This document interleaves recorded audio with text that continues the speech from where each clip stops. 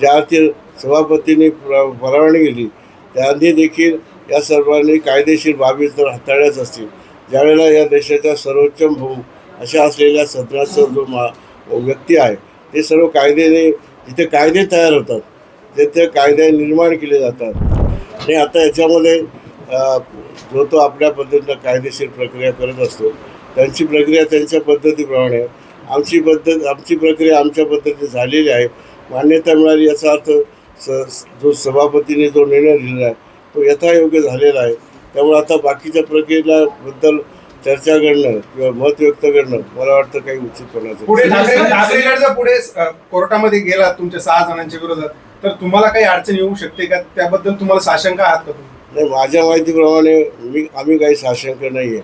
ज्या अर्थी सभापतींनी परवानगी दिली त्याआधी देखील या सर्वांनी कायदेशीर बाबी जर हाताळल्याच असतील, ज्यावेळेला या देशाच्या सर्वोच्च अशा असलेल्या सदनाचा जो व्यक्ती आहे ते सर्व कायद्याने जिथे कायदे तयार होतात तिथे कायदे निर्माण केले जातात, कायद्यावर साधक बाधक चर्चा होते, त्या व्यक्तीने ठरवलेलं निश्चितपणानं यथायोग्यच असणार आहे.